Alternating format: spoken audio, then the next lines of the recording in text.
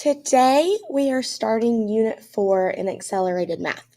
It is over expressions and equations, and the first skill that we're going to do is exponents, which leads us into order of operations.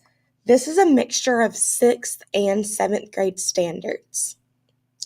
Follow along on your guided notes as I go over this presentation with you. First, let's review vocabulary, and please fill in the blanks on your sheet. A power is a product of repeated factors. The base of a power is the repeated factor. The base is the larger number. It's the number that's written larger. The exponent of a power indicates the number of times the base is used as a factor. So if the base is the larger number when you write it, the exponent is the smaller number when you write it.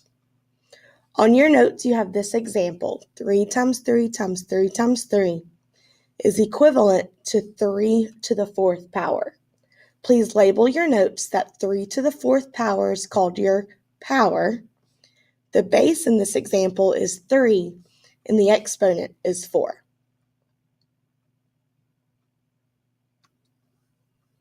Now let's go on to the next section and fill in your notes. This power right here has two ways of saying it. Because it has the exponent of a 2, I'm going to use what you generally will hear. In words, people will generally call this one 3 squared. Some people will say 3 to the power of 2 or 3 to the 2nd power. Both of those are correct. In expanded form, that just means to string out the math problem that you would do. So 3 squared expanded is 3 times 3, and we all know that that's 9. 3 to the 3rd power, or 3 to the power of 3, or the most common way you will hear people say is 3 cubed. 3 cubed is 3 times 3 times 3. And when you evaluate that, you get 27. Next, we get to an exponent that has a 4. There's not a special way like squared and cubed to refer to that exponent, so we will just say 3 to the 4th power. In expanded form, it's 3 times 3 times 3 times 3, which is equivalent to 81. Now, if you do not get this entire note sheet filled in at the pace I'm going, this video is on my Google site, or please check with a neighbor towards the end of class. Take a look at these next powers and examples that I put on the board and see if you notice anything.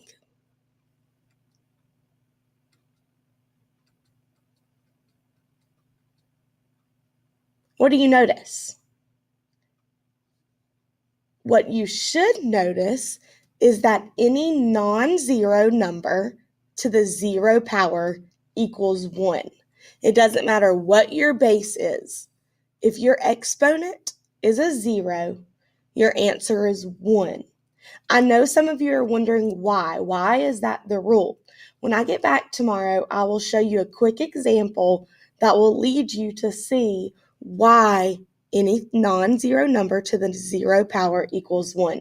There's a section on your guided notes for this, so please fill it in now.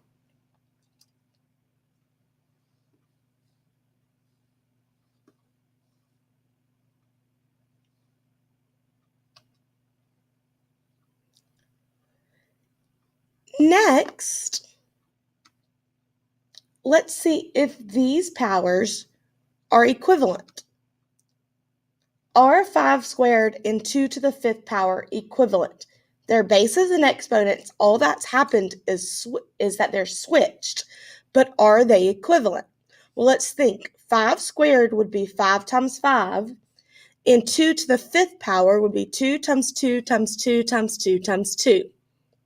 5 squared, what does that equal? 25. Who can do 2 times 2 times 2 times 2 times 2 in their head?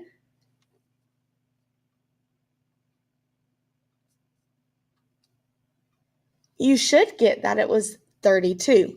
Well, 25 is not equal to 32. So we can see that even though the base and the exponent, all that happened was they're switched, they do not remain equivalent. That's a common misconception that students have.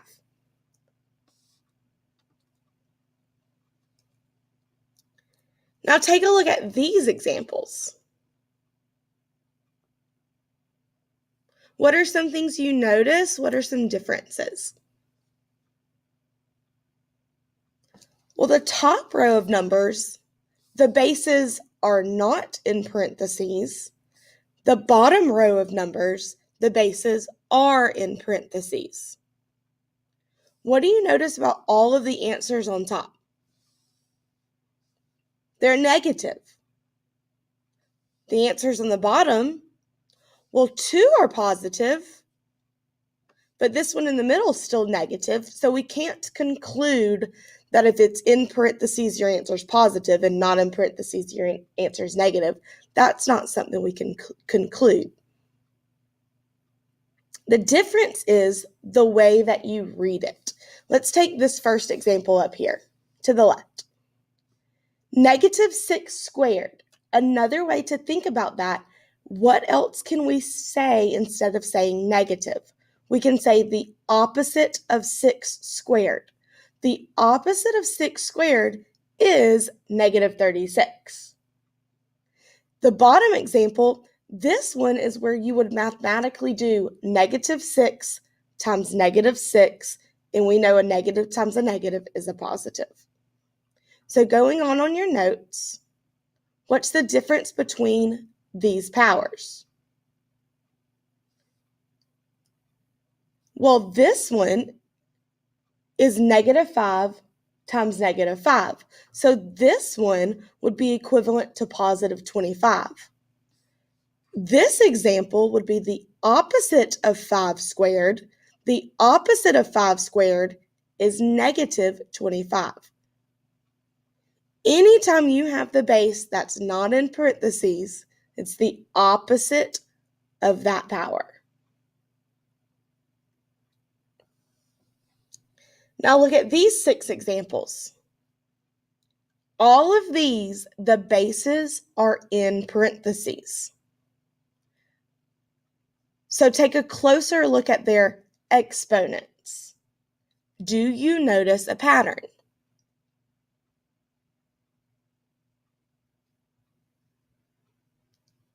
You should notice that when the power, what do you notice about these exponents?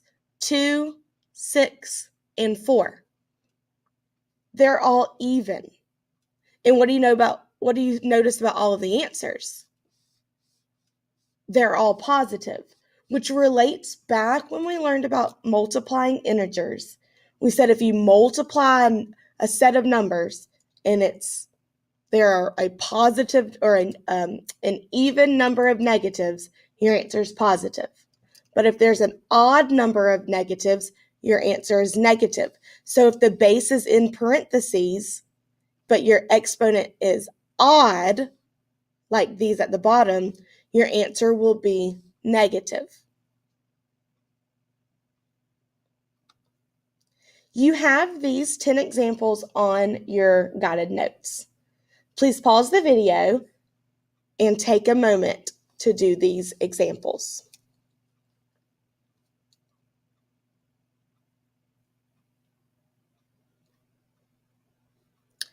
All right, now you should all be finished. So let's go over these examples. Remember, if the base does not have parentheses, your answer should be negative because you're thinking the opposite of 6 cubed. And as long as you didn't make a calculation mistake, I'm confident with you guys that you would get all of these correct. Let's show the answers. Excuse me. Number 1 is -216.